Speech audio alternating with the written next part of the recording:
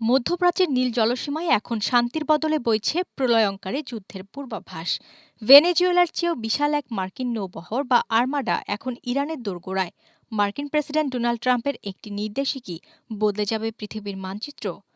মার্কিন রণতরী USS Abraham Lincoln সহ এক ঝাঁক যুদ্ধজাহাজ এখন পারস্য উপসাগরে।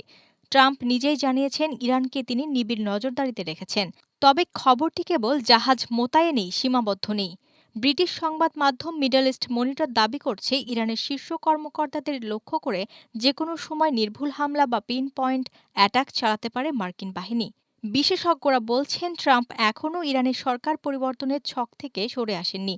এর আগে ভেনেজুয়েলার প্রেসিডেন্ট নিকোলাস মাদুরোকে যেভাবে কোণঠাসা করা হয়েছিল, তেহরানের ক্ষেত্রেও কি একই চিত্রনাট্য লেখা হচ্ছে? ইরানও দমে যাওয়ার পাত্র নয়। তারা হুঁশিয়ারি দিয়েছে আক্রান্ত হলে সবটুকু শক্তি দিয়ে জবাব দেয়া হবে। যদি কোনো আরব দেশ তাদের ঘাঁটি ব্যবহার করতে দেয় তবে তারাও রেহাই পাবে না। এদিকে ইসরায়েল এখন হাই অ্যালার্টে।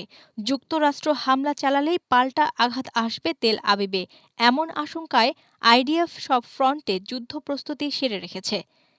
একদিকে ট্রাম্পের দাবি ইরান আলোচনায় বসতে চাইছে, অন্যদিকে পেন্টাগনের সামরিক প্রস্তুতি এখন চূড়ান্ত পর্যায়ে। এই বারুদের স্তূপে একটি দেশালাইয়ের কাঠি কি তবে শুরু করবে তৃতীয় বিশ্বযুদ্ধ? ডেস্ক রিপোর্ট, বাংলাদেশ সময়।